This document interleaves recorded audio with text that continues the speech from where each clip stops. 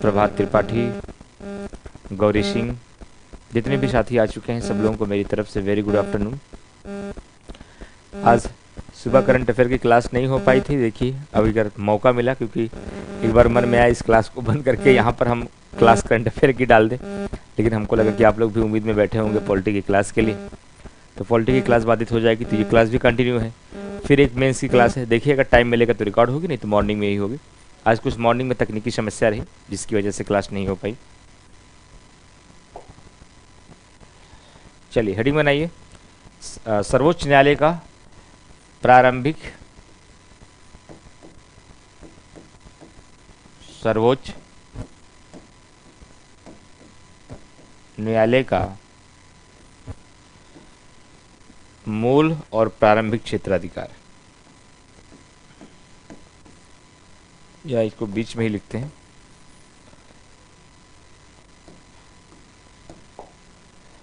मूल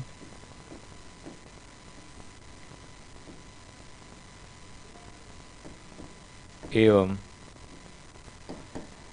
प्रारंभिक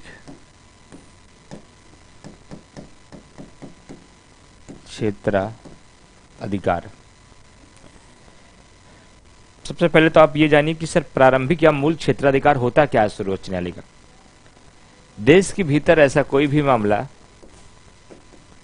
देश के भीतर ऐसा कोई भी मामला जो सीधे सर्वोच्च न्यायालय लाया जा सकता है, जो सीधे सर्वोच्च न्यायालय लाया जा सकता है, जो सीधे सर्वोच्च न्यायालय में ही लाया जाता है, यूं कह सकते हैं सर्वोच्च न्यायालय में ही लाया जाता है, इसके अलावा अन्यत्र कहीं नहीं, इसके अलावा अन्यत्र कहीं नहीं, इसका मतलब वो कहीं और नहीं लाया जा सकता। वो सर्वोच्च न्यायालय का क्या कहलाता है, प्रारंभिक या मूल क्षेत्राधिकार। और इस प्रकार से सर्वोच्च न्यायालय के अंतर्गत 3 प्रकार के मामले लाए जाते हैं। कौन कौन से, इसको नोट करिए आप लोग। पहला, भारत संघ एवं अन्य राज्यों के मध्य विवाद। भारत संघ एवं अन्य राज्यों के मध्य, अन्य राज्यों के मध्य विवाद। भारत संघ एवं अन्य राज्यों के मध्य विवाद। भारत संघ एवं अन्य राज्यों के मध्य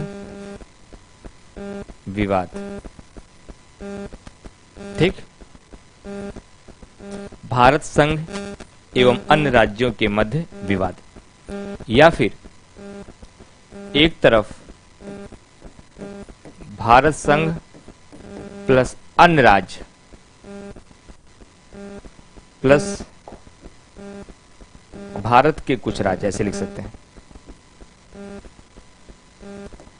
भारत संघ प्लस भारत के कुछ राज्य वर्सेस अन्य राज्यों के मध्य विवाद। अन्य राज्यों के मध्य, अन्य राज्यों के मध्य विवाद। या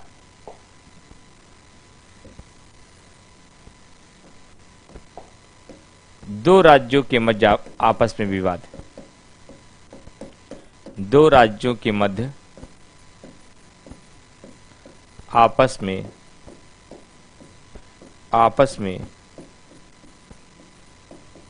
विवाद।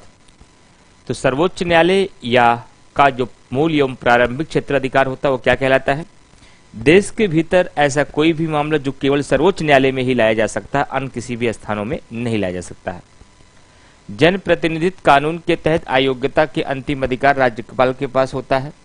राज्यपाल सलाह राज्य निर्वाचन आयोग से लेता है, लेकिन राज्य की विधानसभा के चुनाव की केंद्र निर्वाचन आयोग करता है, तो राज्यपाल की सलाह केंद्र निर्वाचन आयोग से लेना चाहिए। इसका एक बार एक्सप्लेनेशन कर दीजिए, अगर इसमें संशोधन कर लीजिएगा। पहली बात यह भी मुझे इस बात को ध्यान आ रहा है कि जनप्रतिनिधित्व कानून के तहत, अच्छा राज्यों के भीतर अगर कोई जनप्रतिनिधित्व कानून के तहत आयोग होगा, शायद वहां पर निर्वाचन आयोग की जगह राज्य निर्वाचन आयोग आपने लिखा है ना, राज्य निर्वाचन आयोग से नहीं होगा, वो भारत निर्वाचन आयोग से ही होगा, उसको संशोधन कर लीजिएगा।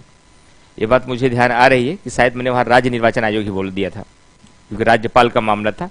लेकिन चाहे मामला केंद्र का हो चाहे मामला राज्य का हो, जब जनप्रतिनिधित्व आयोग आयोग्यता के अनुसार कोई व्यक्ति आयोग्य माना जाएगा तो केंद्र में अंतिम निर्धारण राष्ट्रपति करेगा, राज्य में अंतिम निर्धारण राज्यपाल करेगा, लेकिन केंद्र में सलाह किसकी ली जाएगी?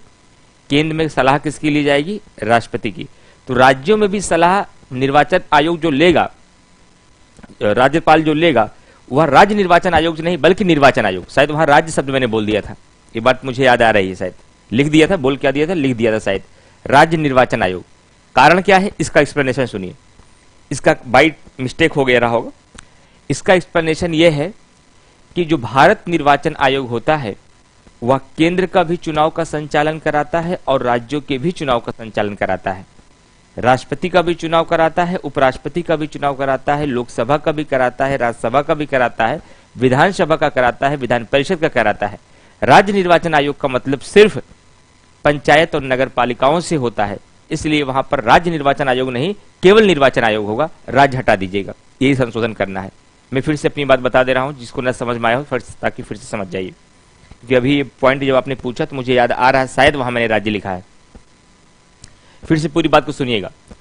संसद के भीतर यदि कोई जनप्रतिनिधित्व अधिनियम में बताए गए नियमों के अनुसार अयोग्य माना जाता है तो अंतिम निर्णय केंद्र में राष्ट्रपति लेगा और राज्य में राज्यपाल लेगा, लेकिन दोनों सलाह निर्वाचन आयोग से लेंगे, और यहां निर्वाचन आयोग का मतलब भारत निर्वाचन आयोग होगा।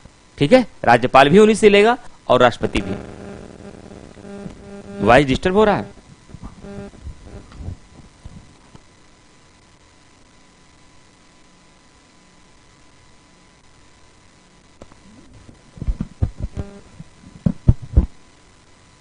ठीक, इसको कर लीजिएगा सही। अब देखिए वॉइस में कुछ प्रॉब्लम है क्या? वहां से गूंज रही है क्या आवाज? ठीक, तो प्रारंभिक या मूल क्षेत्राधिकार के अंतर्गत क्या आएगा? पहला, ऐसा मामला जो भारत संघ एवं अन्य राज्यों के मध्य विवाद हो। दूसरा, भारत संघ प्लस भारत के कुछ राज्य वर्सेस अन्य राज्यों से कोई विवाद का मामला हो, या फिर दो राज्यों के मध्य आपस में कोई विवाद हो जाए, तो ये मामले प्रारंभिक या मूल क्षेत्राधिकार के अंतर्गत आते हैं। तो प्रीलिम्स में ये सवाल आपसे पूछा जाएगा, चाहे ऑब्जेक्टिव का प्री हो चाहे मेंस का प्री हो। दूसरा है अपीली क्षेत्राधिकार। सर्वोच्च न्यायालय का अपीली क्षेत्राधिकार क्या है?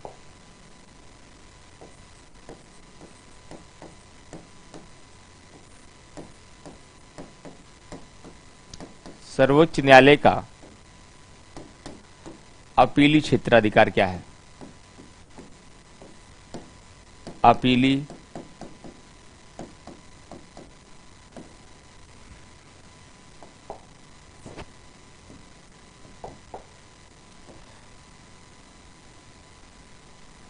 सर्वोच्च न्यायालय का अपीली क्षेत्राधिकार क्या है?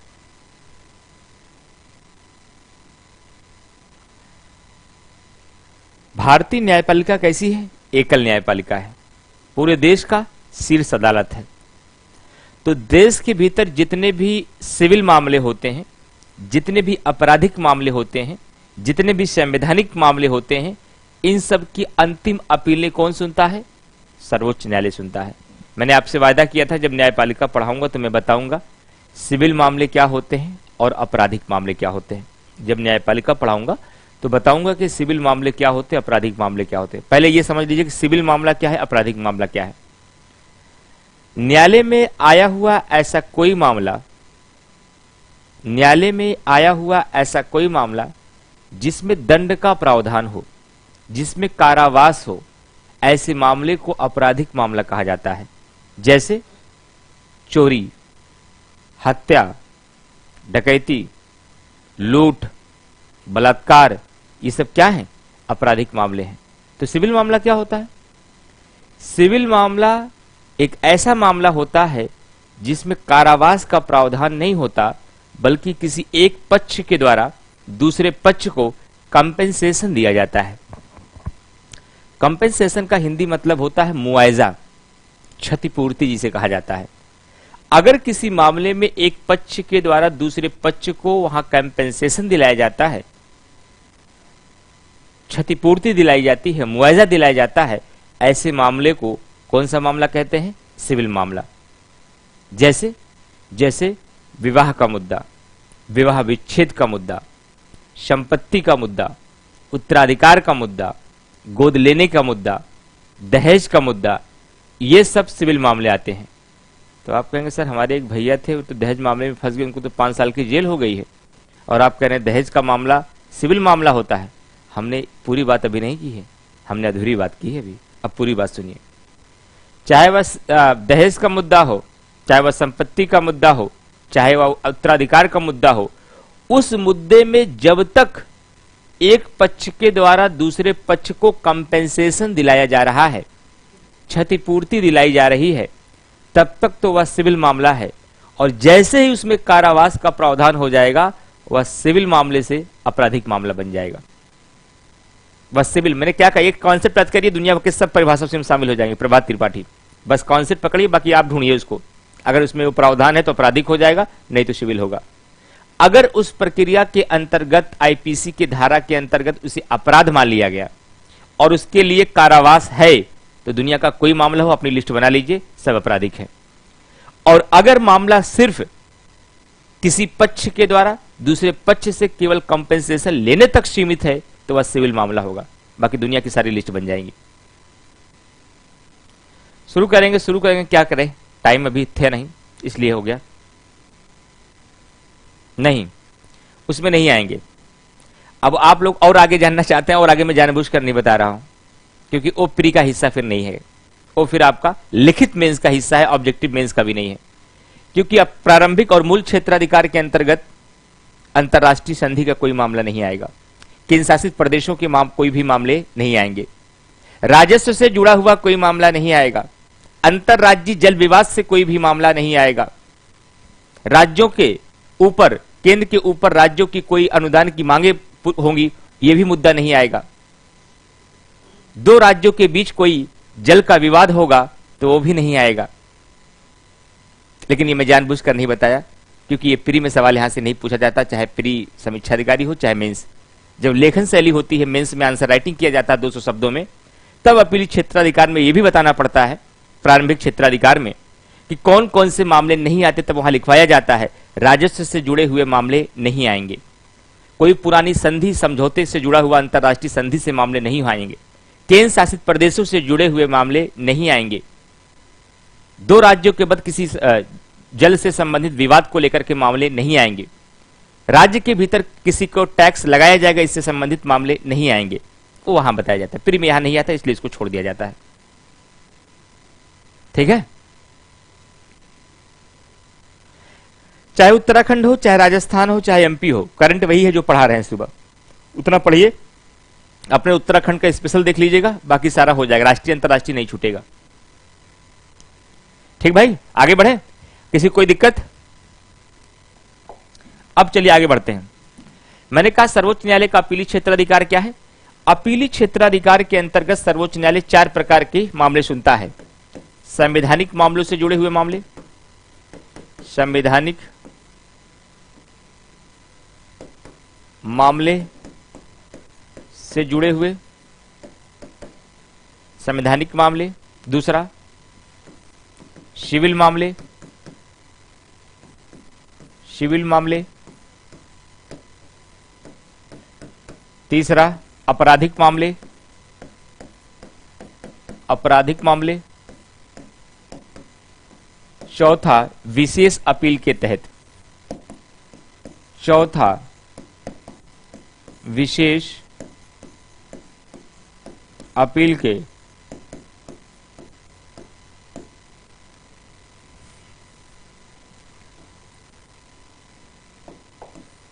ठीक।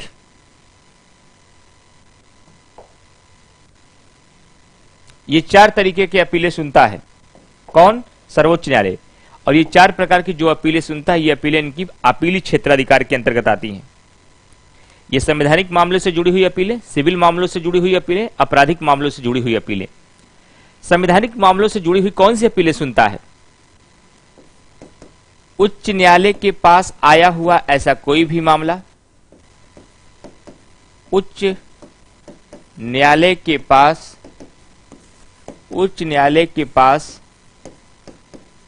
आया हुआ ऐसा कोई भी मामला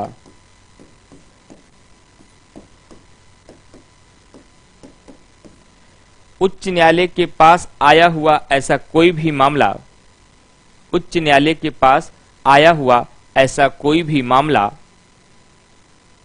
जिसमें विधि का सारवान प्रश्न शामिल हो, जिसमें विधि का सारवान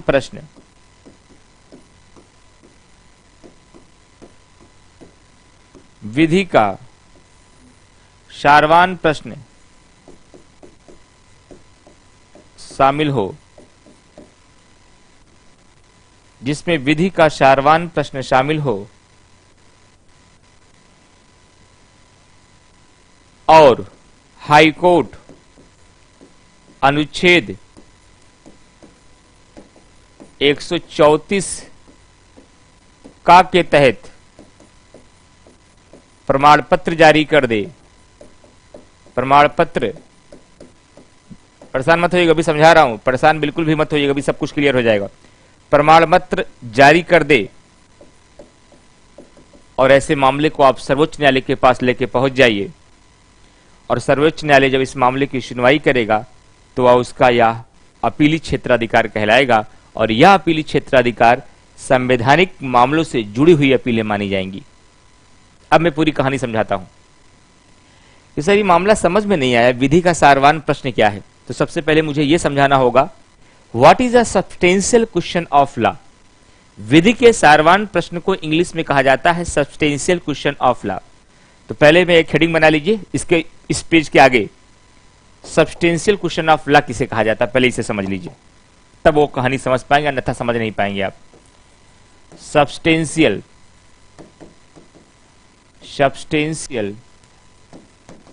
क्वेश्चन ऑफ लॉ।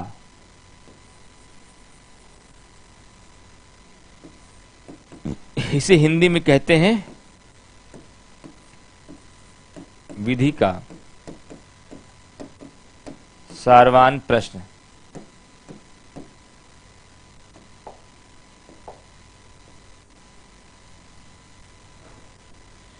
विधि का सारवान प्रश्न।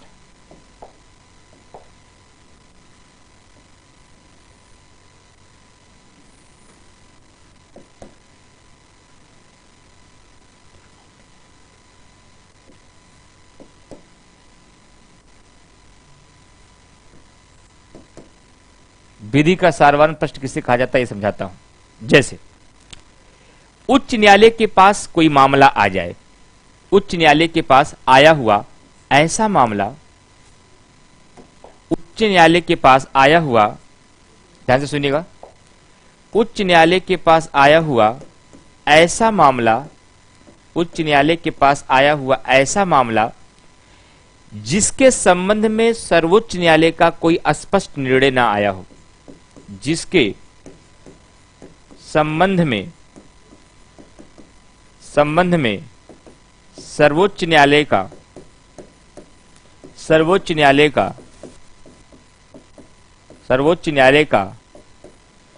कोई स्पष्ट निर्णय ना आया हो, कोई स्पष्ट निर्णय ना आया हो। पहला पॉइंट क्या है? उच्च न्यायालय के पास आया हुआ ऐसा कोई मामला जिसके अंतर्गत, जिसके संबंध में सर्वोच्च न्यायालय का कोई स्पष्ट निर्णय न आया हो। बात समझ में नहीं आ रही है, फिर से समझाता हूं, आपकी समझ में आ जाएगी, क्योंकि अभी अधूरी बात बताया, पूरी बात अब बताऊंगा। एग्जाम्पल के तौर पर, पहले एग्जाम्पल समझिए तब समझ पाएंगे, क्योंकि जटिल मुद्दा है, बहुत कठिन है, किताबें बहुत स्पष्ट नहीं करती हैं बातें, तो उतना स्पष्ट आपको पहले रहा नहीं होगा। तो मैं एक एग्जाम्पल के माध्यम से समझाऊंगा चाहे, ताकि मेरी बात आप समझ पाए। जैसे मान लीजिए सर्वोच्च न्यायालय के पास ऐसा मामला गया कि भैया ये बताओ, हिंदू धर्म के भीतर एक आदमी 3 पत्नियां, एग्जाम्पल दे रहा हूं ध्यान रखिएगा, हिंदू धर्म के भीतर एक आदमी 3 पत्नियां रख सकता है? सर्वोच्च न्यायालय ने विचार किया और मामला पेंडिंग में हो गया, कोई फाइनल डिसीजन नहीं आया।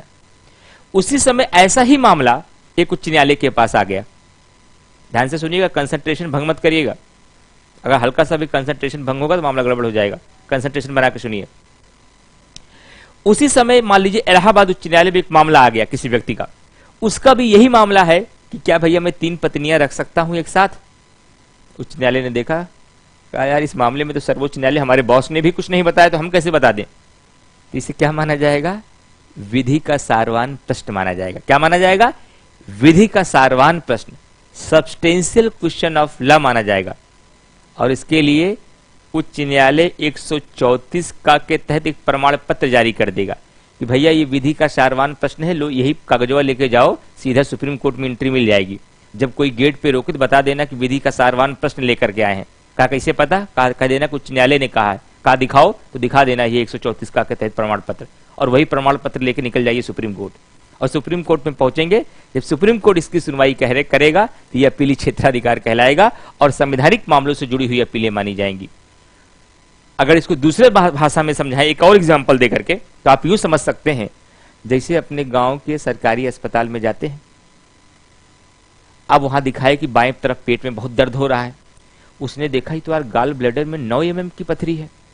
अब सोच रहा है कि यार 9 mm की पथरी है तो हमारे बस की बात नहीं है, इसमें 9 mm की पथरी में ऑपरेशन तुरंत करना चाहिए या कुछ वेट करना चाहिए। तो ट्रामा वाले भी अभी इस पे सोच रहे हैं, लखनऊ ट्रामा KGMC में भी वो तुरंत क्या कर देता है? रेफर कर देता है।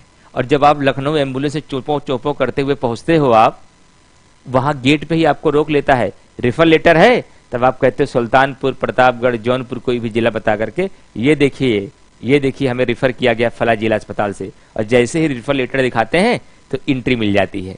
ठीक उसी प्रकार से उच्च न्यायालय में जब ऐसा कोई मामला पहुंच जाए जिसके संबंध में सर्वोच्च न्यायालय का स्पष्ट निर्णय ना आया हो, तो उसे क्या माना जाएगा? विधि का सारवान प्रश्न माना जाएगा। और जिसमें विधि का सारवान प्रश्न हो जाए तो उच्च न्यायालय अनुच्छेद 234 का के अंतर्गत, क्या अनुच्छेद 234 का के सर्वोच्च न्यायालय 134 का के तहत एक प्रमाण पत्र जारी कर देगा। और उसी प्रमाण पत्र को लेकर के आप सीधा कहां पहुंच जाएंगे? सीधा आप पहुंच जाएंगे सर्वोच्च न्यायालय। तो ऐसा मामला जिसके संबंध में सर्वोच्च न्यायालय का कोई स्पष्ट निर्णय न आया हो, उसी को विधि का सारवान प्रश्न माना जाएगा। एक कह है कि और भी है। दूसरा सुनिए ध्यान से।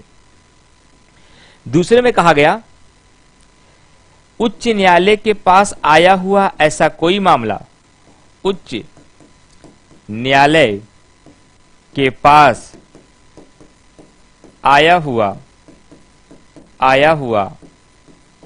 ऐसा कोई मामला जिसमें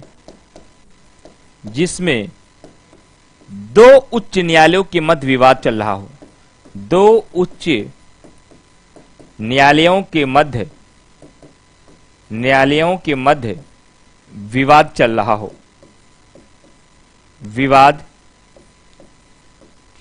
हो, अब आपके ये कैसा मामला, इसको भी एक एग्जांपल देते हैं, अभी आप समझ में आ जाएगा। जैसे इलाहाबाद उच्च न्यायालय के पास एक मामला आया कि ये बताओ भैया, जैसे बिहार की जो नदी यूपी में आती है उसका 50% पानी बांध बनाकर यूपी रोक सकती है। तो उच्च न्यायालय ने कहा यार ऐसा मामला तो अभी आंध्र प्रदेश हाई कोर्ट में फंसा हुआ है, वहां भी यही विवाद चल रहा है कि क्या तेलंगाना सरकार आंध्र प्रदेश से जो नदियां तेलंगाना की तरफ जाती हैं उसका 50% पानी अपने पास रोक सकता है, और अभी कोई फैसला नहीं, वहां तो बड़ा विवाद चल रहा है। यही सेम मामला था। कहा इसमें मैं कोई निर्णय नहीं सुना, तो हमारे बॉस देखेंगे, ये विधि का सारवान प्रश्न है। कहा क्यों? कहा इसमें 2 उच्च न्यायालय के बीच आपस में वैसे विवाद चल रहा है, अभी कोई फाइनल डिसीजन नहीं आया है, अब इसमें क्या सही है ये हमारे बॉस निर्धारित करेंगे। इसलिए ये क्या है? विधि का सारवान प्रश्न है। लो 134 का के तहत प्रमाण पत्र लो, जाओ निकल जाओ सुप्रीम कोर्ट। ये भी क्या माना जाएगा, विधि का सारवान प्रश्न माना जाएगा। ये दो मामले हो गए। एक और सिखाता हूं, एक और सिखाता हूं। उसके अलावा ध्यान से सुनिएगा, उसके अलावा मान लीजिए किसी उच्च न्यायालय के विपरीत, किसी उच्च न्यायालय के विपरीत सर्वोच्च न्यायालय ने कोई फैसला सुना दिया हो, सर्वोच्च न्यायालय ने कोई फैसला सुना दिया हो, फिर भी उच्च न्यायालय ने अपना फैसला उस मामले में न पलटा हो, फिर भी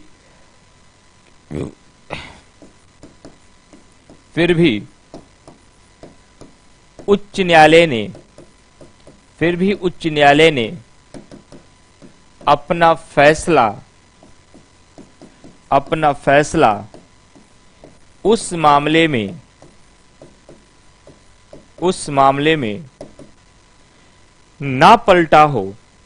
ना पलटा हो तो उसे विधि का सारवान प्रश्न माना जाएगा। तो उसे विधि का सारवान प्रश्न माना जाएगा। समझ में नहीं आ रहा सर? समझ तो एग्जाम्पल से आएगा, आपको ऐसे नहीं आएगा ये।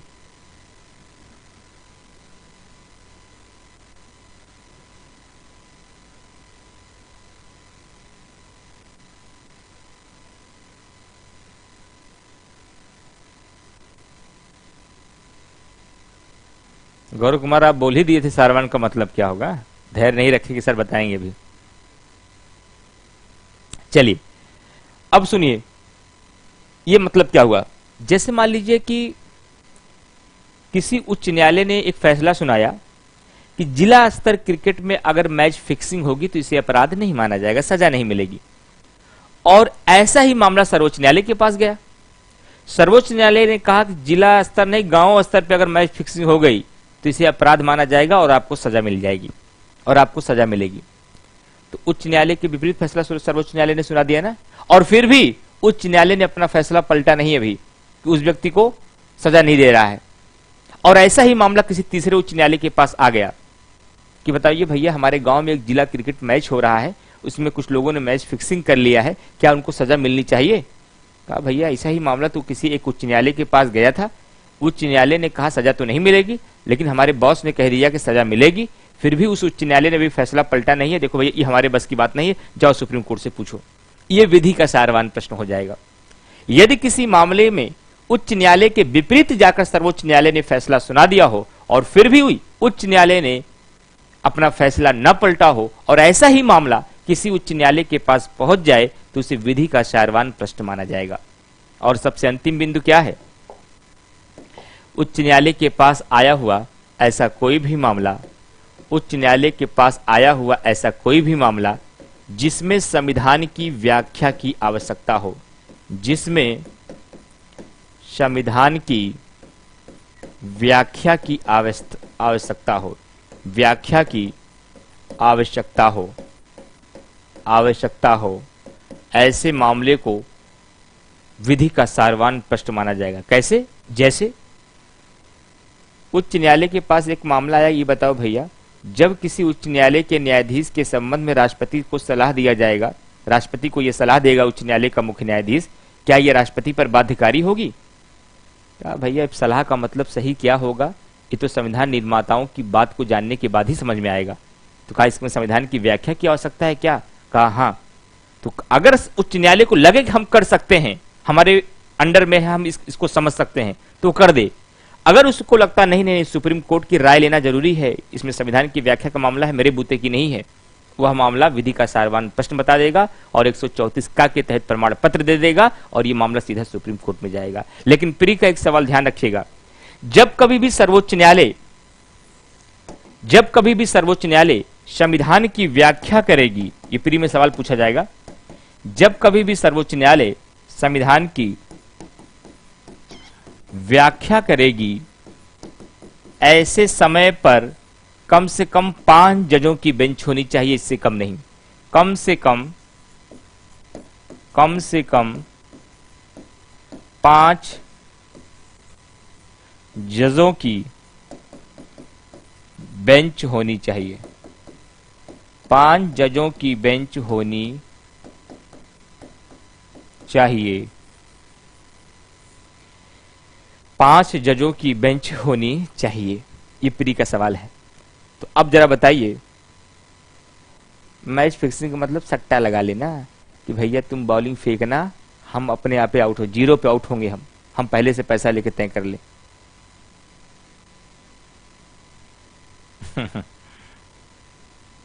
ठीक,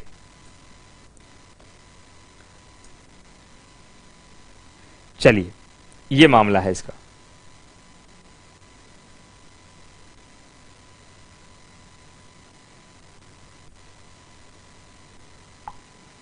अब कमेंट करके बताइए सब लोगों को आज विधि का सारवान प्रश्न समझ में आ गया या नहीं, जल्दी से बताइए कि विधि का सारवान प्रश्न समझ में आया या नहीं।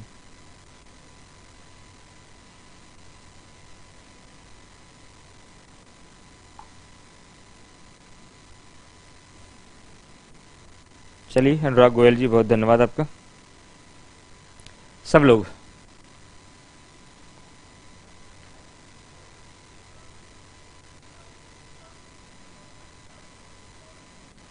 आ गया एक पॉइंट, बहुत बढ़िया, बहुत बढ़िया।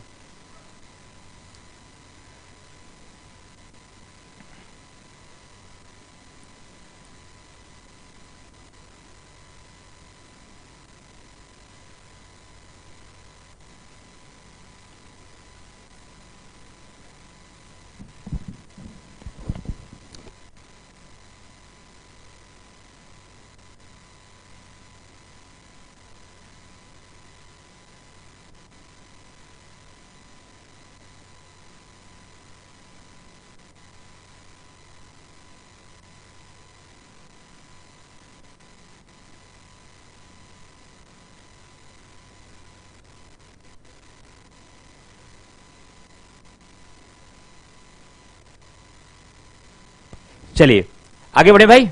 तो ये विधि का सारवान प्रश्न रहा आपका। अब मैं आपको फिर पिछले पेज पे लेके आता हूं। यहां इस पेज पे मैं किस लिए आया, सिर्फ केवल एक शब्द की व्याख्या के लिए मैं वहां गया था। अब आपको मैं बता रहा हूं कि संवैधानिक मामलों से जुड़ी हुई अपीलें, उच्च न्यायालय के पास आया हुआ ऐसा कोई भी मामला जिसमें विधि का सारवान प्रश्न शामिल हो और हाईकोर्ट अनुच्छेद 134 का के तहत प्रमाण पत्र जारी कर दे, तो ऐसे मामलों की सुनवाई के लिए आप सीधा सुप्रीम कोर्ट पहुंच जाएंगे। और सुप्रीम कोर्ट जब ऐसे मामलों की सुनवाई करेगा तो वह उसका अपीली क्षेत्राधिकार कहलाएगा। ठीक, सिविल मामलों से जुड़ी कौन सी अपीलें सुनता है? सिविल मामलों से जुड़ी कौन सी अपीलें सुनता है? सिविल मामलों से जुड़ा ऐसा कोई भी मामला जिसमें विधि का सारवान प्रश्न शामिल हो, विधि का सारवान प्रश्न शामिल हो, विधि का सारवान प्रश्न शामिल हो, या फिर पहला शर्त है विधि का सारवान प्रश्न शामिल हो, या फिर मामला समान महत्व का है।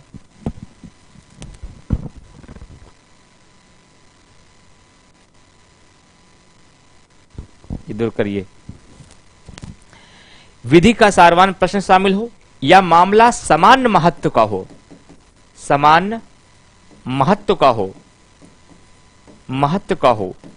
इसको इंग्लिश में क्या बोलते हैं? जनरल इंपॉर्टेंस बोलते हैं। समान महत्व मतलब सबके हित से जुड़ा हुआ मामला हो, और ऐसा अगर लगता है उच्च न्यायालय को कि उसके पास ऐसा कोई सिविल का मामला आया है कि यहां हमारे किसी एक फैसले से सबका फायदा हो सकता है और सबका नुकसान हो सकता है, तो भेज दो उसको सुप्रीम कोर्ट के पास।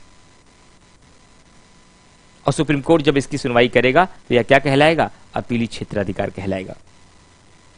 विधि का सारवान प्रश्न है तब भी कहलाएगा। या फिर ऐसा कोई सिविल का मामला जो उच्च न्यायालय के पास पहुंचे और उच्च न्यायालय को लगता है सर्वोच्च न्यायालय के द्वारा निर्धारित करना आवश्यक है। उच्च न्यायालय को ऐसा लगता है कि सर्वोच्च न्यायालय के द्वारा इसका निर्धारण करना आवश्यक है। सर्वोच्च न्यायालय के द्वारा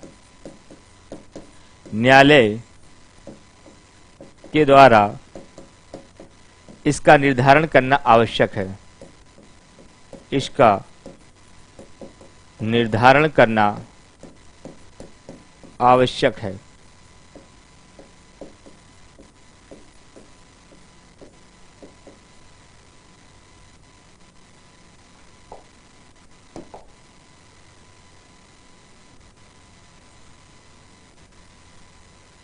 ठीक, उसके बाद क्या आ रहा है? आपराधिक मामले। आपराधिक मामले में कोई अपीलें सुप्रीम कोर्ट में अनुच्छेद 134 का के तहत 34 का के तहत प्रमाण पत्र के साथ भी जारी किया जा सकता है। प्रमाण पत्र के साथ भी जारी किया जा सकता है और प्रमाण पत्र के बिना भी। बात को समझिएगा, थोड़ा सा जटिल मुद्दा है। मैंने क्या कहा? किसी भी आपराधिक मामले के संबंध में आप सुप्रीम कोर्ट 134 का प्रमाण पत्र के साथ भी जा सकते हैं और उसके बिना भी जा सकते हैं। मतलब अगर किसी आपराधिक मामले में उच्च न्यायालय ने 134 का के तहत प्रमाण पत्र दे दिया, यानी कि जिला अस्पताल ने आपको, डिस्ट्रिक्ट हॉस्पिटल ने आपको रेफर कर दिया ट्रॉमा सेंटर के लिए, तब तो जा ही सकते हैं, और रेफर नहीं भी किया तब भी जा सकते हैं। जैसे ऐसा कौन सा अवसर होगा? मान लीजिए किसी उच्च न्यायालय ने किसी आपराधिक मामले में आपको मृत्यु दंड सुना दिया और उच्च न्यायालय को लगता है कि सही सुना दिया, उसको विधि का सारवान प्रश्न नहीं माना, 134 का तहत प्रमाण पत्र नहीं दिया, फिर भी आप जाइए सुप्रीम कोर्ट और बताइए कि हमें मृत्यु दंड मिल गया है, देखिए सही मिला है या गलत। आप सुप्रीम कोर्ट जा सकते हैं आपराधिक मामले में, और ये इसका कहलाएगा अपीली क्षेत्राधिकार। और सबसे अंतिम मामला, इसको नोट करिए, तो सबसे अंतिम मामले को बताते हैं।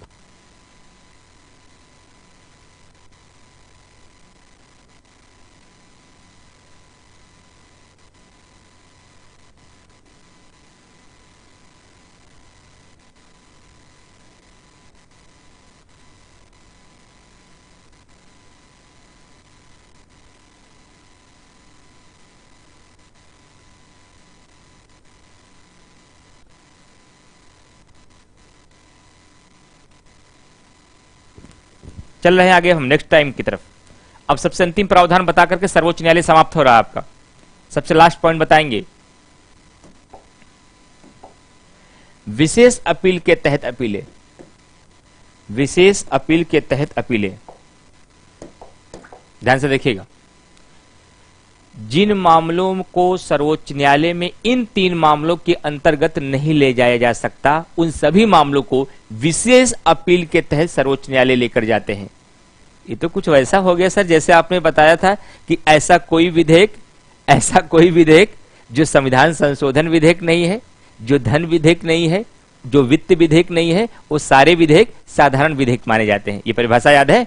वैसे आप यहां कह रहे हैं कि ऐसा कोई भी मामला जो संवैधानिक मामलों से जुड़ी हुई अपीलें के अंतर्गत नहीं आएगा, जो सिविल मामलों से जुड़ी हुई अपीलों के अंतर्गत नहीं आएगा, जो विशेष मामलों के आपराधिक मामलों से जुड़ी हुई अपीलों के अंतर्गत नहीं आएगा, उन सभी मामलों को विशेष अपील के तहत सुप्रीम कोर्ट लेकर के जाएंगे। और इसके अंतर्गत यदि किसी मामले को सुप्रीम कोर्ट खुद भी आगे बढ़कर अपने पास मंगवाना चाहे तो वह मंगवा सकती है। किसी मामले को अपने पास मंगवाना चाहे तो वह मंगवा सकती है, ठीक है? इस पॉइंट को भी ध्यान रखिएगा। लेकिन यहां पर कोर्ट मार्शल से जुड़े हुए, जो मार्शल कोर्ट है, सेना का न्यायालय है, कोर्ट मार्शल से जुड़े हुए मामले को सुप्रीम कोर्ट अपने पास नहीं मंगवा सकती। सुप्रीम कोर्ट अपने पास नहीं मंगवा सकती। इसे भी आपको ध्यान रखना है फ्रेंड्स, इसे भी आपको ध्यान रखना है।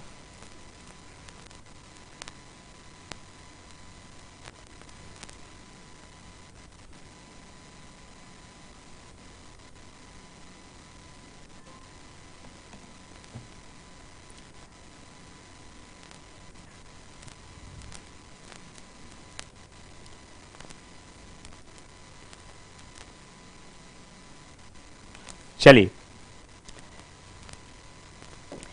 दो मामला और है तो मेंस का मामला प्री में आने की संभावना कम है, लेकिन मन मान नहीं रहा है, बता ही देता हूं इसको भी मैं आपको। वैसे प्री में जल्दी प्रायः नहीं बताते, लेकिन मेंस में इसको जरूर डिस्कस करते हैं, वो भी पीसीएस के मेंस में। लेकिन आपको भी बता दे रहे हैं बाय द वे, कभी अगर मेंस प्री में भी आ गया। एक टर्म होता है न्यायिक सक्रियतावाद, सुना है कभी आप लोगों ने? न्यायिक सक्रियतावाद, जिसे इंग्लिश में कहा जाता है जुडिशियल एक्टिविज्म, जिसे इंग्लिश में कहा जाता है जुडिशियल एक्टिविज्म। और एक टर्म होता है जनहित याचिका। तो मैं उसी लेवल तक पढ़ाऊंगा जिस लेवल तक प्री में और मेंस में सवाल आपके आ सकता है। जनहित याचिका, जनहित याचिका, इसको बोलते हैं PIL, फुल फॉर्म होता है पब्लिक इंटरेस्ट लिटिगेशन। देखिए यहां पर मैं कुछ लिखाऊंगा नहीं, प्री के जो पॉइंट पूछे जाते हैं वो मैं लिखा दूंगा, बाकी मैं लेक्चर ले लेता हूं, सुन लीजिए आप लोग, जानते रहिए कि क्या होता है न्यायिक सक्रियतावाद और क्या होती है जनहित याचिका। सबसे पहले समझिए कि न्यायिक सक्रियतावाद क्या है। सबसे पहले समझिए कि न्यायिक सक्रियतावाद क्या है, ध्यान से। जब कभी भी न्यायपालिका का कार्यपालिका और विधायिका के कार्यों में दखल दिया जाता है, जब कभी भी न्यायपालिका के द्वारा अपने क्षेत्राधिकार का उल्लंघन करके कार्यपालिका और विधायिका के कार्यों में दखल दिया जाता है या हस्तक्षेप किया जाता है, इसे कहा जाता है न्यायिक सक्रियतावाद। इंग्लिश में कहते हैं जुडिशियल एक्टिविज्म। ये कॉन्सेप्ट क्यों आया पता है? जैसे ही भारतीय संविधान का निर्माण हुआ है, तो दोनों के बीच जो हमारे सरकार का दूसरा अंग है, तीसरा अंग है विधायिका और दूसरा अंग है न्यायपालिका। न्यायपालिका और विधायिका में खूब टकराव हुआ। तभी से यह विवाद शुरू हो गया कि विधायिका कहां तक कानून बना सकती है और किस सीमा तक संविधान में संशोधन कर सकती है। संविधान निर्माण के बाद ही यह लड़ाई शुरू हो गई कि संसद की शक्ति कहां तक आती है, वह किस सीमा तक संविधान में संशोधन कर सकती है और किस सीमा तक वह कानून बना सकती है, और न्यायपालिका उन कानूनों और उन संविधान संशोधनों को किस सीमा तक प्रतिबंधित कर सकती है। ये लड़ाई शुरू से ही चल गई और इसीलिए कई बार न्यायपालिका के द्वारा ऐसे कुछ कार्य कर दिए जाते हैं जिसके माध्यम से वह कार्यपालिका और विधायिका के कार्यों में हस्तक्षेप कर देती है, कुछ निर्देश दे करके, कुछ नई व्याख्याएं करके। इसे ही कहा जाता है न्यायिक सक्रियतावाद। हो सकता है कभी प्री में ऐसा दे दे, न्यायिक सक्रियतावाद के संबंध में सत्य कथनों का चयन करिए। इसका सीधा सा अर्थ क्या है? न्यायपालिका के द्वारा किया गया ऐसा कृत्य जो कार्यपालिका और विधायिका के कार्यों में दखल देता है, हस्तक्षेप करता है, इसी को न्यायिक सक्रियतावाद कहा जाता है। और दूसरा शब्द है जनहित याचिका, यानी पब्लिक इंटरेस्ट लिटिगेशन। क्या होती है जनहित याचिका, इसके बारे में भी बता दे रहे हैं कुछ आपको। देखिएगा, जनहित याचिका के जनक किसे कहा जाता है? आपके समीक्षा अधिकारी में सवाल एक बार आया भी है। ये जनहित याचिका का जो जनक कहा जाता है वह PN भगवती को कहा जाता है। क्या कहा जाता है? PN भगवती। भगवती। जनहित याचिका होती क्या है? जन का मतलब क्या होता है? लोग। हित का मतलब क्या होता है? फायदा। कुछ लोगों के द्वारा लोगों के फायदे के लिए जो काम कर दिया जाए वही जनहित याचिका है। आप लोग कह रहे होंगे इतना आसान कैसे हो सकता है सर? इतना ही आसान है। जन का मतलब लोग, हित का मतलब फायदा। लोगों के हितों के लिए दूसरों के द्वारा किया जाने वाला कार्य या दायर की जाने वाली याचिका जनहित याचिका है। मतलब एक्चुअली अनुच्छेद 32 में हमारे क्या लिखा है जानते हैं? अभी पढ़ाया नहीं हूं, पढ़ाऊंगा आगे फंडामेंटल राइट्स में आपको। हमारे संविधान के अनुच्छेद 32 में लिखा गया है कि जिस व्यक्ति के अधिकार का हनन हुआ है वही न्यायालय के सामने प्रार्थना करने के लिए आए, दूसरा व्यक्ति नहीं। कई बार क्या होता था, आप लोग स्कूल में सब लोग बैठे रहते थे, आपके दोस्त को फीवर चढ़ गया, आपकी नहीं बोलेंगे भाई पेट दर्द, किसी ने कहा बार बार सब पेट ही दर्द होता है, एक बार डेंगू करा दीजिए आप, तो आपकी बुखार करा दे रहे हैं। और किसी को फीवर जब क्लास में हो जाता था कई बार क्या होता था, जिसको फीवर हुआ है वो छुट्टी मांगने के लिए नहीं जाता था, दूसरे दोस्त को कहते थे जाओ यार तुम बोल दो। वो जा कहता है सर जी हमारे दोस्त को ना बहुत तेजी से बुखार चढ़ा हुआ है, वो घर जाना चाहता है। तो सर जी दो तमाचे लगा के बाहर फेंकते थे, तो वो क्यों नहीं आएगा, उसको भेजो, तुम क्यों आए हो यहाँ उसके लिए कहने। तब आप रोते हुए चले जाते हैं और इसको कहते हैं जाओ तुम छुट्टी मांगो। ऐसा हुआ है आपके जीवन में कभी? नहीं, जरूर हुआ होगा कभी, कहीं ना कई बार, कभी ना कभी आप किसी दूसरों के लिए आपने पहल जरूर की होगी। और हमारे संविधान का अनुच्छेद 32 कहता है कि हम मूल अधिकारों की सुरक्षा की गारंटी देंगे, लेकिन मूल अधिकारों की सुरक्षा की गारंटी आपको हम तभी देंगे जब आप स्वयं मेरे पास आएंगे अपने अपने अधिकारों को मांगने के लिए। कोई दूसरा आएगा तो हम नहीं देंगे। और इसी व्यवस्था को कहा जाता है सुनवाई का अधिकार, इंग्लिश में कहा जाता है लोकस स्टैंडी। ये व्यवस्था 25-30 साल तक चलती रही, 1980 का दशक तक चलती रही। उसके बाद न्यायपालिका ने यह महसूस किया कि यार जिस व्यक्ति के अधिकारों का हनन हुआ हो वही व्यक्ति जब न्यायालय के सामने अपनी प्रार्थना करने के लिए जाएगा तभी उसके अधिकारों को दिया जाएगा। इससे तो बहुत बड़ी समस्या आ जाएगी। लोगों ने कहा क्या क्या समस्या आ जाएगी?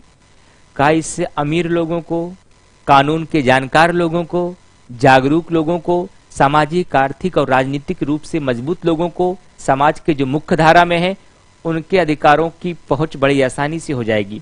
उनको उनके अधिकार बड़े आसानी के साथ मिल जाएंगे। लेकिन उनका क्या होगा जो गरीब हैं? उनका क्या होगा जो ग्रामीण परिवेश से जुड़े हैं? उनका क्या होगा जिनको अपने कानूनों की समझ नहीं है? उनका क्या होगा जो राजनीतिक, सामाजिक और आर्थिक रूप से पिछड़ेपन का शिकार हैं? उनका क्या होगा वंचित समूह के अंतर्गत जो आते हैं? उनको तो अधिकार मिल पाना लगभग असंभव हो जाएगा। उनको अधिकार मिल पाना लगभग असंभव हो जाएगा। और ये सुनवाई का अधिकार का जो नियम आर्टिकल 32 लिखता है तो बकवास है। क्या मतलब ऐसे अधिकार का? ये कौन सी व्यवस्था है कि जिसके अधिकार का हनन हुआ वही आए सामने? वो जानता ही ना हो तो इसका मतलब है केवल पढ़े लिखे लोगों के लिए अधिकार है। जिन्हें अपने कानूनों की, अधिकारों की समझ नहीं, उनको अधिकार नहीं मिल पाएगा संविधान से। कहा यार ये तो व्यवस्था गड़बड़ है। कहा तब, कहा व्यवस्था बदल दीजिए, व्यवस्था बदल दीजिए, काम नहीं चलेगा ऐसे। कहा तब क्या कर दिया जाए? कहा न्यायालय को कहिए यदि किसी व्यक्ति के अधिकारों का हनन हुआ हो, उसके लिए कोई दूसरा व्यक्ति, संस्था, समूह, संगठन भी अगर आगे बढ़कर उसके अधिकारों के लिए प्रार्थनाएं रखती है तो न्यायालय को उस प्रार्थना को स्वीकार करना चाहिए। और इसी को क्या कहा गया? जनहित याचिका। लोगों के हितों के लिए जब याचिकाएं न्यायालय में दायर की जाए उसी को क्या कहा जाएगा? जनहित याचिका कहा जाएगा। इसके जनक पीएन भगवती हैं। जनहित याचिका को सुप्रीम कोर्ट और हाई कोर्ट दोनों जगह दायर किया जा सकता है, लेकिन ध्यान रहे मामला व्यक्तिगत नहीं होना चाहिए, मामला निजी हित का नहीं होना चाहिए, किसी सामाजिक समूह या सामाजिक संगठन के हित के लिए होना चाहिए। ध्यान रखिएगा। कहानी इतनी नहीं है, कहानी बहुत लंबी है। इस विधायी प्रक्रिया में 4 बड़े परिवर्तन किए गए, लेकिन मैं आज आपको बता नहीं सकता क्योंकि आप ऑब्जेक्टिव नेचर की परीक्षा देने जा रहे हैं। काश अगर आप पीसीएस मेंस पढ़ते होते हमसे तो आज 1 घंटे समझाता मैं आपको जनहित याचिका, लेकिन इसके आगे नहीं बताऊंगा क्योंकि आपकी जरूरत यहीं खत्म हो जाती है। और पढ़ाऊंगा उतना ही जितना आपकी जरूरत है। बाकी कभी मुलाकात अगर आपकी जब पीसीएस के मेंस बैच, कभी पीसीएस देना होगा, जब उसकी मेंस के लिए आएंगे तब बड़ा व्यापक रूप है जनहित याचिका का, तब और समझाएंगे। आपका काम प्री में इतने में हो जाएगा।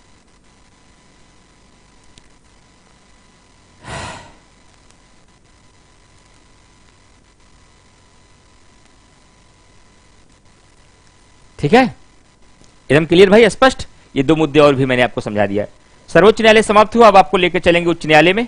तो सबसे पहले कमेंट करके बता दीजिए कि सुप्रीम कोर्ट एकदम अच्छे से समझ में आ गया आप लोगों को, कोई दिक्कत तो नहीं है? आज एकदम क्लियर हो गया, आसान लगने लगा? अब तो ऐसा नहीं लग रहा कि सुप्रीम कोर्ट बहुत मुश्किल चीज है, बड़ी आसान चीज लग रही है या नहीं?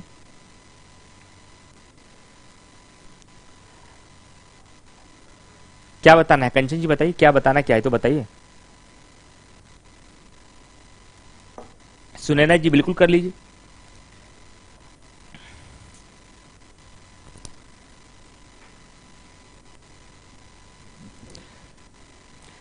सारे लोग कमेंट करके बताइए, फिर मैं सुप्रीम कोर्ट के बाद सीधा लेके चलता हूं आपको हाई कोर्ट में।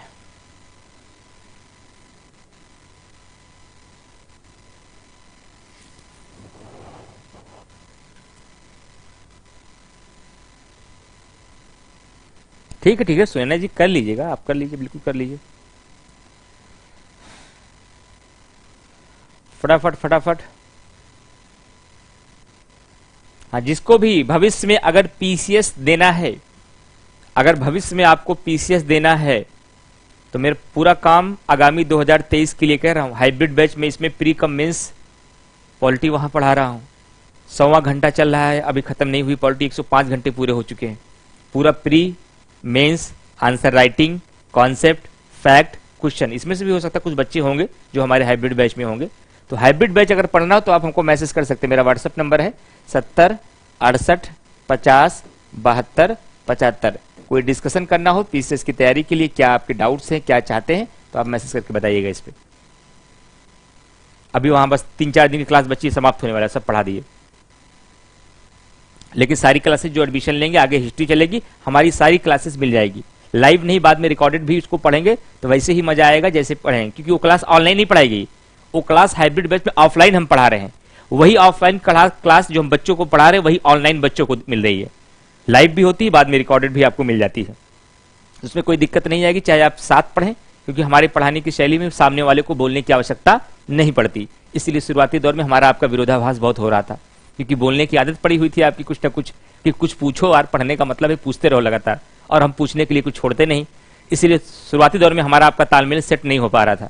सेट हुआ, होते होते टाइम लग गया। वो हमें पता होता कि हम सेट कर ले जाएंगे, लेकिन थोड़ा सा आपको धैर्य रखना होता है। हाँ, कहीं, इसलिए तो मैंने बोल दिया है, पीआईएल को सुप्रीम कोर्ट और हाई कोर्ट में कहीं भी दायर किया जा सकता है। ठीक। इंग्लिश में बैच अनुराग गोयल, देखते हैं इंग्लिश में भी हाइब्रिड बैच 16 नवंबर से आने वाला था। देखता हूं, टीम से बात करता हूं क्या हुआ। 16 नवंबर से हाइब्रिड बैच आने वाला है। हाइब्रिड का मतलब होता है वो क्लास जैसे हम लोग ऑफलाइन में पढ़ाते हैं, बच्चों को नोट्स लिखाते हुए, 280-90 पेज का नोट्स हो चुका, वो मैं किसी दिन आपके ग्रुप में भिजवा दूंगा, उसको जरा देखिएगा पॉलिटी का पूरा नोट्स कैसे है, मेंस का, प्री कम मेंस का नोट्स कैसे बनता है, वो देखिएगा आप।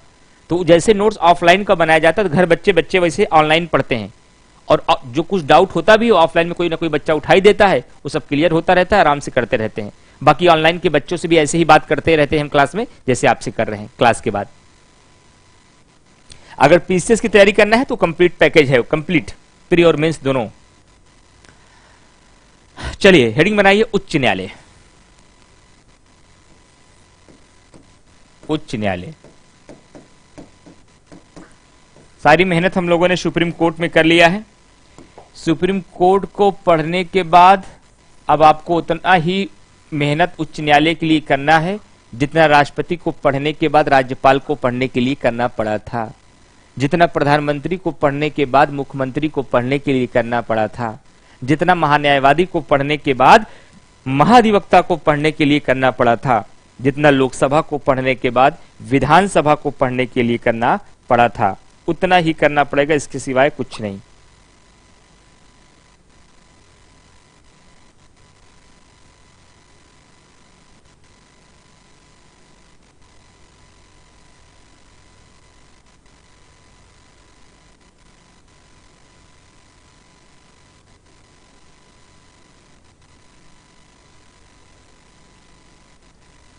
ठीक, तो चलिए अब मैं तुलनात्मक रूप से शुरू करता हूं। हाई कोर्ट,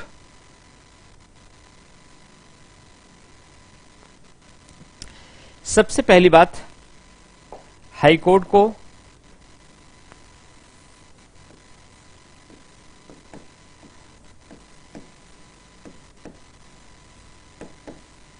अनुच्छेद 214 से 232 के मध्य भाग 6 के अंतर्गत रखा गया है। भाग 6 के अंतर्गत रखा गया है। भारत में 1862 में, भारत में 1862 में मुंबई, कलकत्ता एवं मद्रास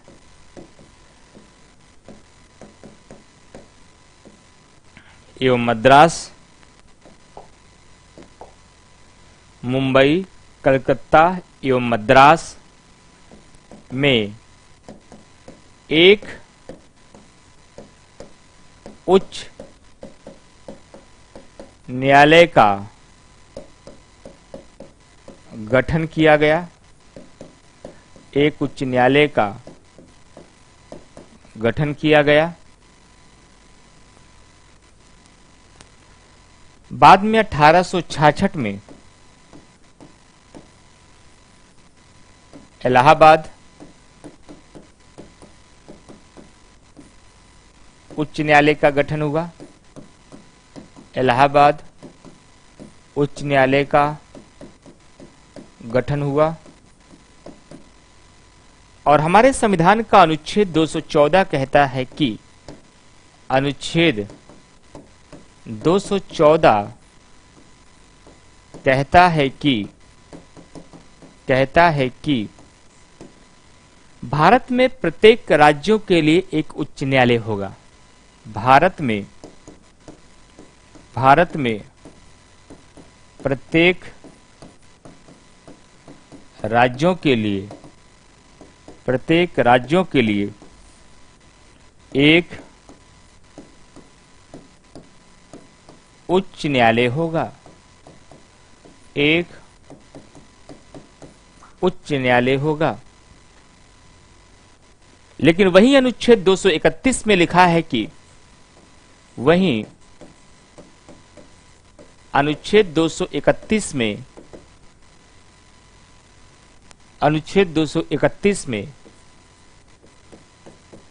लिखा है कि यदि संसद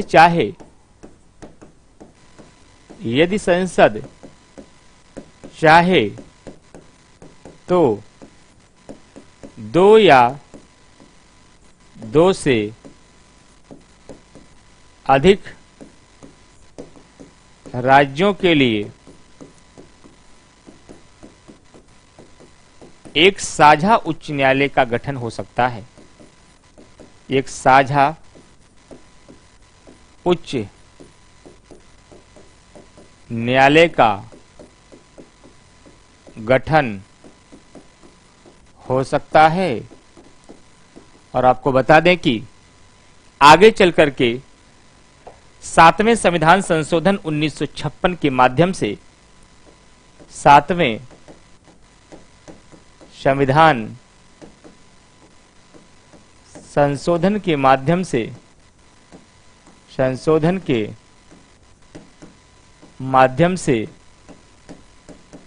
1956 में यह व्यवस्था कर दिया गया कि कोई उच्च न्यायालय एक साथ दो या दो से अधिक राज्यों का साझा उच्च न्यायालय हो सकता है। दो या दो से अधिक राज्यों का साझा उच्च न्यायालय हो सकता है। साझा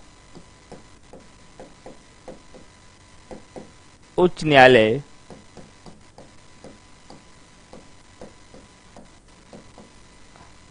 हो सकता है। इसके अलावा अनुच्छेद 216 कहता है कि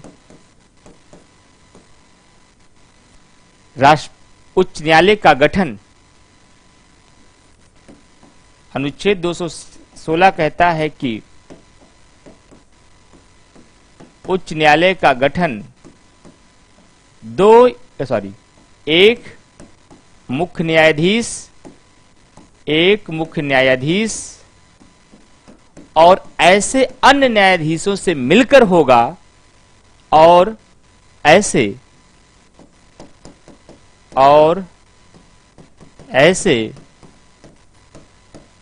अन्य न्यायाधीशों से मिलकर होगा जो राष्ट्रपति निर्धारित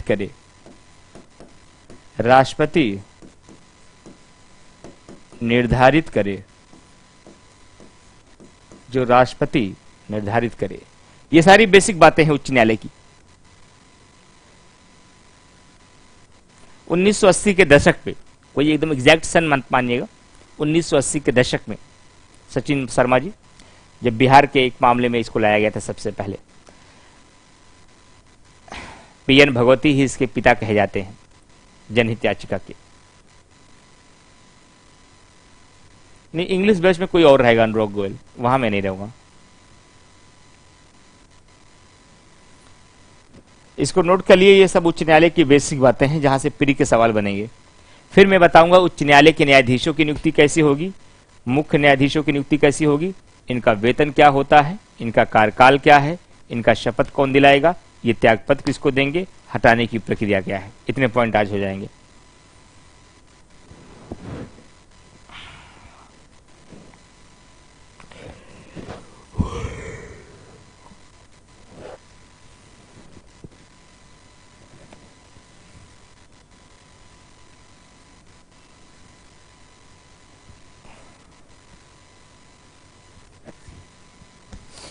नोट करके ओके बोलिए भाई सब।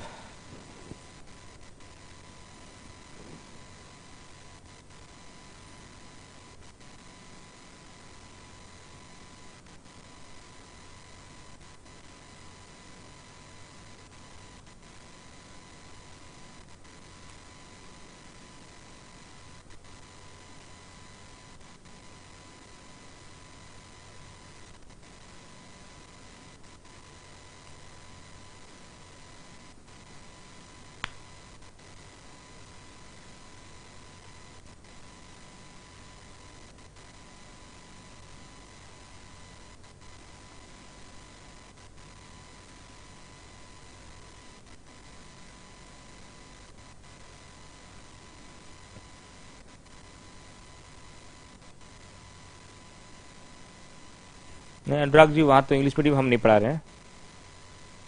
आर्टिकल 216 रिपीट कर दीजिए, विकास भैया ने कहा है, तो मैं आर्टिकल 216 रिपीट कर रहा हूं, आप लोग सुनिए।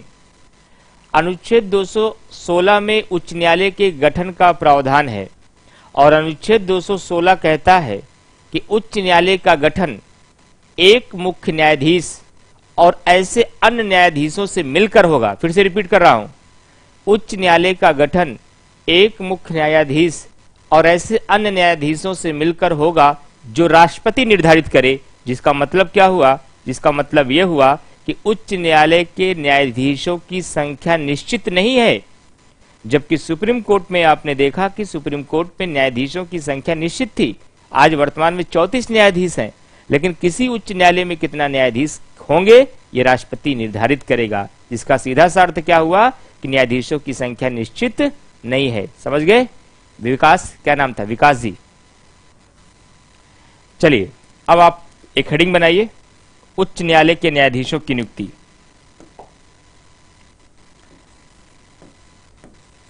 उच्च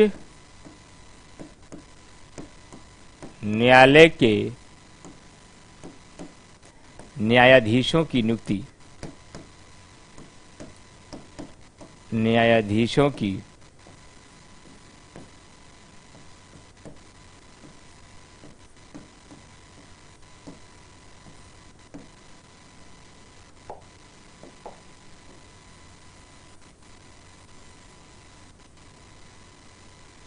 ठीक। पहला सवाल, नियुक्ति कौन करेगा? नियुक्ति कौन करेगा?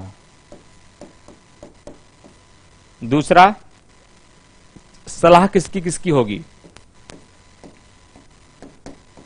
सलाह किसकी होगी? ध्यान से देखिएगा, उच्च न्यायालय के न्यायाधीशों की नियुक्ति राज्यपाल नहीं करेगा। ये मत समझ जाइएगा केंद्र में जिस तरीके से राष्ट्रपति है राज्यों में वैसा राज्यपाल होगा। केंद्र में सर्वोच्च न्यायालय के न्यायाधीशों की नियुक्ति राष्ट्रपति कर रहा है, तो राज्यों में उच्च न्यायालय के न्यायाधीशों की नियुक्ति राज्यपाल करेगा। ये गेम नहीं चलेगा। यहां पर न्यायाधीशों की नियुक्ति सिर्फ राष्ट्रपति करेगा। कौन करेगा? राष्ट्रपति करेगा। क्या राष्ट्रपति अपने विवेक से करेगा? नहीं, मंत्रिपरिषद की सलाह से करेगा? मंत्रिपरिषद की सलाह से करेगा? नहीं। तो किससे सलाह लेगा? 3 लोगों से सलाह लेगा। नाम बताइए। बता रहे हैं भाई, काहे परेशान हो रहे हैं। नाम 3 लोगों का। पहला, सर्वोच्च न्यायालय के मुख्य न्यायाधीश से। ओ हो, सर्वोच्च न्यायालय के मुख्य न्यायाधीश से। और किससे लेगा? जिस राज्य के उच्च न्यायालय में न्यायाधीशों की नियुक्ति होनी है उस राज्य के उच्च न्यायालय के मुख्य न्यायाधीश से। अरे ऐसे बोलिए ना कि संबंधित राज्य के उच्च न्यायालय के मुख्य न्यायाधीश से। हाँ वही बोल रहे हैं, संबंधित राज्य के उच्च न्यायालय के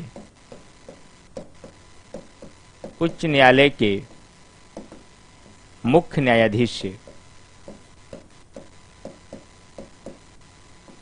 मुख्य न्यायाधीश से। तीसरा, संबंधित राज्य के राज्यपाल से। अच्छा, संबंधित राज्य के राज्यपाल से। संबंधित राज्य के राज्यपाल से। अच्छा, 3 लोगों से सलाह लेके तो सर्वोच्च न्यायालय के न्यायाधीशों से ज्यादा टफ लग रही है। टफ हाँ लग रहा है, लेकिन कोई मुश्किल बात नहीं है कि उच्च न्यायालय के न्यायाधीशों की नियुक्ति राष्ट्रपति करेगा और राष्ट्रपति इनकी नियुक्ति करते समय 3 लोगों से सलाह लेगा। किससे लेगा? सर्वोच्च न्यायालय के मुख्य न्यायाधीश से, संबंधित राज्य के उच्च न्यायालय के मुख्य न्यायाधीश से, संबंधित राज्य के राज्यपाल से। हो। मेरा सवाल यह है सर कि सर्वोच्च न्यायालय का मुख्य न्यायाधीश क्या अपनी व्यक्तिगत राय देगा? नहीं, 2 वरिष्ठतम न्यायाधीशों से सलाह लेकर देगा। 2 वरिष्ठतम न्यायाधीशों से सलाह लेकर देगा। और संबंधित राज्य का उच्च न्यायालय का मुख्य न्यायाधीश ये अपनी व्यक्तिगत सलाह देगा। और संबंधित राज्य का राज्यपाल ये भी अपनी व्यक्तिगत सलाह देगा। और इस सर्वोच्च न्यायालय के मुख्य न्यायाधीश की नियुक्ति के संबंध में जो सलाह देगा, क्या यह राष्ट्रपति पर बाध्यकारी होगी? सर्वोच्च न्यायालय की तरह राष्ट्रपति पर बाध्यकारी होगी? आंसर है यस। अगर 2 वरिष्ठतम न्यायाधीशों से सलाह लिए बगैर अपनी व्यक्तिगत सलाह दे तब भी बाध्यकारी होगी? तब नहीं। जब किसी उच्च न्यायालय के न्यायाधीश के संबंध में सर्वोच्च न्यायालय का मुख्य न्यायाधीश 2 वरिष्ठतम न्यायाधीशों से सलाह लेकर देगा तब भारत के राष्ट्रपति के ऊपर यह सलाह बाध्यकारी हो जाएगी। समाप्त हो गया। नोट कर लीजिए, यह है राष्ट्रपति की किसी उच्च न्यायालय के न्यायाधीशों की नियुक्ति की व्यवस्था। नोट करते रहिए, मैं बैठे बैठे एक बार और बोल रहा हूं ताकि आप चीजों को सुनते भी रहिए कि उच्च न्यायालय के न्यायाधीशों की नियुक्ति कौन करता है? राष्ट्रपति ही करेगा, राज्यपाल नहीं करेगा। इस बात को ध्यान रखिएगा। दूसरा पॉइंट यह है कि राष्ट्रपति क्या अपने विवेक से करेगा? बिल्कुल नहीं। क्या राष्ट्रपति मंत्रिपरिषद की सलाह से करेगा? बिल्कुल नहीं। तो किससे सलाह लेगा? 3 लोगों से। नाम बताइए। सर्वोच्च न्यायालय के मुख्य न्यायाधीश से, संबंधित राज्य के उच्च न्यायालय के मुख्य न्यायाधीश से और संबंधित राज्य के राज्यपाल से। अच्छा, सर्वोच्च न्यायालय का मुख्य न्यायाधीश जब सलाह देगा तो क्या केंद्र की तरह 4 वरिष्ठतम न्यायाधीशों से सलाह लेगा? नहीं, केवल 2 वरिष्ठतम न्यायाधीशों से सलाह लेकर के देगा। अच्छा, जो संबंधित राज्य का उच्च न्यायालय सलाह देगा वो वरिष्ठतम न्यायाधीशों से सलाह लेकर देगा या व्यक्तिगत? वो व्यक्तिगत देगा। राज्यपाल वो भी व्यक्तिगत देगा। अच्छा, तो क्या सर्वोच्च न्यायालय के मुख्य न्यायाधीश के द्वारा दी गई राष्ट्रपति को सलाह बाध्यकारी होगी? हाँ बिल्कुल बाध्यकारी होगी। अगर व्यक्तिगत सलाह दे तब भी बाध्यकारी होगी? नहीं, तब राष्ट्रपति इनकार कर सकता है। नोट करके ओके बोलिए, फिर मैं समझाता हूं मुख्य न्यायाधीश। ये उच्च न्यायालय के मुख्य न्यायाधीशों की नियुक्ति कैसे होती है ये समझाता हूं फिर।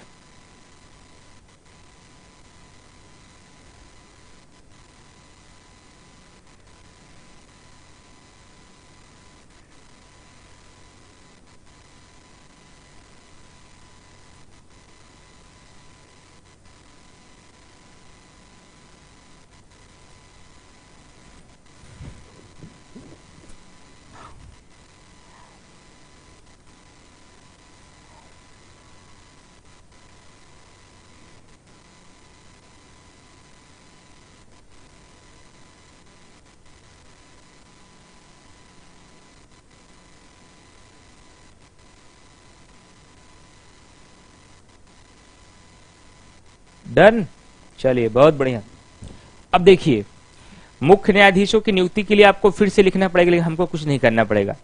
आपको क्यों नहीं करना पड़ेगा? देखिए, हम एक गेम खेल जाएंगे, हमको कुछ नहीं करना पड़ेगा। हम जानते हैं क्या करेंगे, हम केवल यहां लिख देंगे मुख्य। अब ये क्या बन गया? उच्च न्यायालय के मुख्य न्यायाधीशों की नियुक्ति। और जानते हैं क्या करेंगे, ये जो लिखा गया है संबंधित राज्य के उच्च न्यायालय की मुख्य न्यायाधीश की सलाह। अब इनकी सलाह की क्या आवश्यकता होगी? इन्हीं की तो नियुक्ति हो रही है, अब बाकी सारी चीजें वैसे रहेंगी। सिंपल, क्लियर हो गया, हमारा खेल तो हो गया। बाध्यकारी समझ में नहीं आया? अरे बाध्यकारी का मतलब जैसे केंद्र में समझाया था विकास कि सर्वोच्च न्यायालय के मुख्य न्यायाधीश के द्वारा दी गई सलाह क्या राष्ट्रपति मानने के लिए बाध्य है? तो आंसर है यस। कब बाध्य है? जब वह 4 वरिष्ठतम न्यायाधीशों से सलाह लेकर देता था। उसी प्रकार से उच्च न्यायालय के न्यायाधीश के संबंध में भी जब सर्वोच्च न्यायालय का मुख्य न्यायाधीश सलाह देगा 2 वरिष्ठतम न्यायाधीशों से सलाह लेकर, तो वह मानने के लिए बाध्य होगा। आया समझ में? तो इसका मतलब आप ये कहना चाह रहे हैं कि उच्च न्यायालय के मुख्य न्यायाधीश की जब नियुक्ति करना होगा तो नियुक्ति राष्ट्रपति ही करेगा, सर्वोच्च न्यायालय के मुख्य न्यायाधीश और संबंधित राज्य के राज्यपाल से करेगा, सलाह लेने के बाद करेगा। और सर्वोच्च न्यायालय का मुख्य न्यायाधीश ऐसी सलाह 2 वरिष्ठतम न्यायाधीशों से सलाह लेकर देगा। आप 2 बार लिखिए, हम तो केवल इतना मुख्य लिखकर एक प्रावधान हटा दी, हमारा काम हो गया।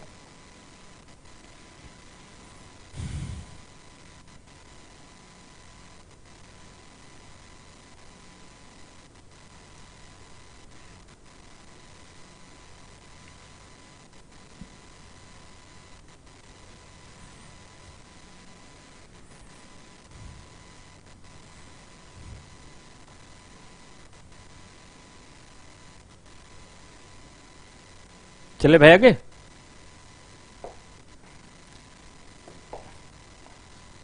अब हेडिंग बनाइए, उच्च न्यायालय के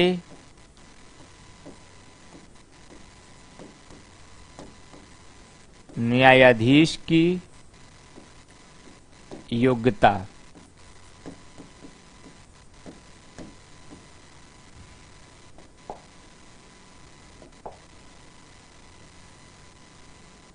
उच्च न्यायालय की न्यायाधीश की योग्यता।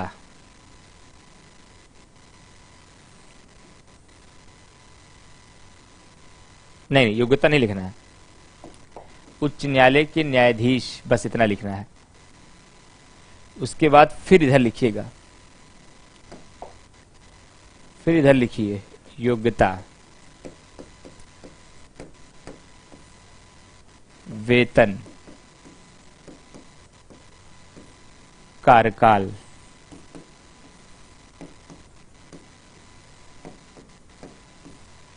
त्यागपत्र, शपथ।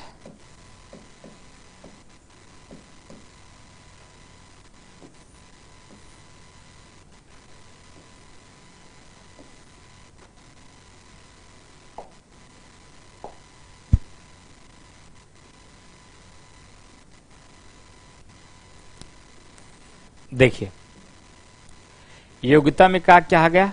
वह भारत का नागरिक हो, वह भारत का नागरिक हो। दूसरा,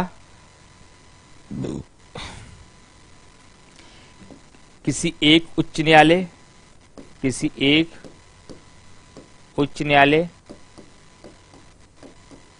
या एक से अधिक उच्च न्यायालय या एक से अधिक उच्च न्यायालय में 10 वर्षों तक अधिवक्ता के रूप में कार्य किया हो। 10 वर्षों तक अधिवक्ता के रूप में कार्य किया हो, अधिवक्ता के रूप में कार्य किया हो।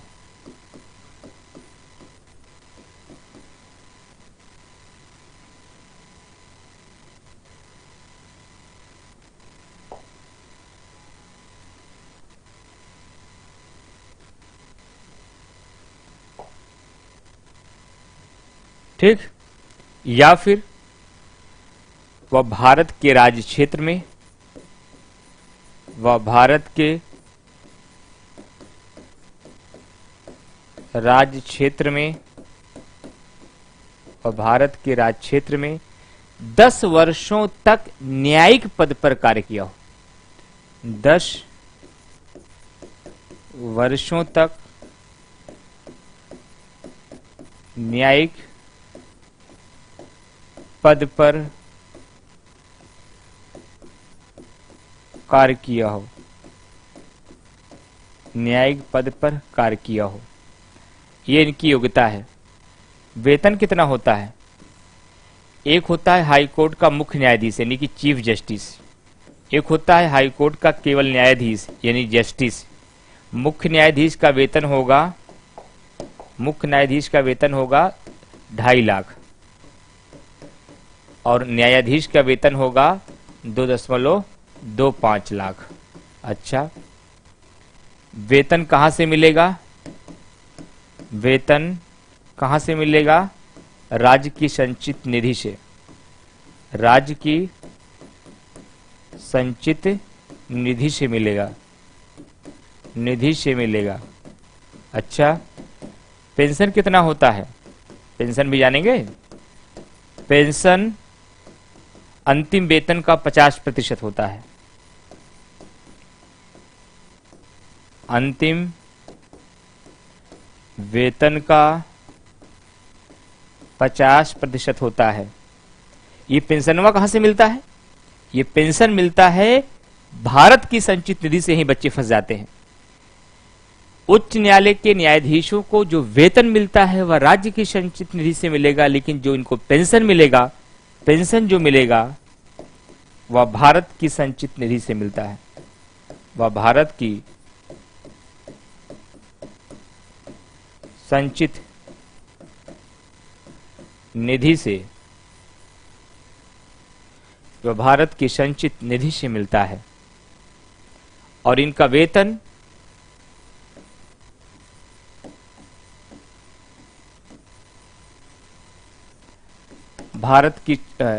भारित व्यय होता है। इनका वेतन भारित व्यय घोषित किया गया है ताकि राजनीतिक हस्तक्षेप से दूर रहे। इनके वेतन में इनके कार्यकाल के दौरान कोई कटौती नहीं की जाती। इनके वेतन में इनके कार्यकाल के दौरान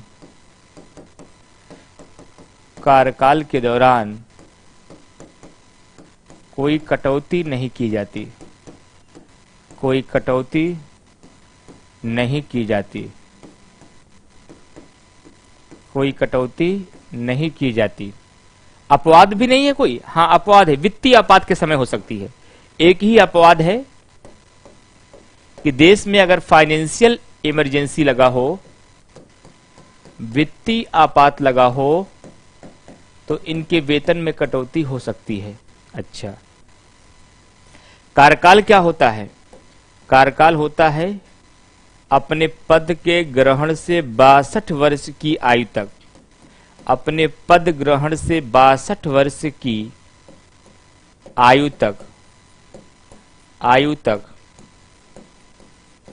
अपने पद पर रहता है, अपने पद पर रहता है, 62 वर्ष की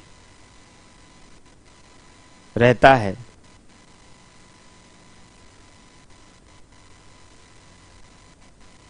नहीं भाई, मिलता है, क्यों बंद हो जाएगा?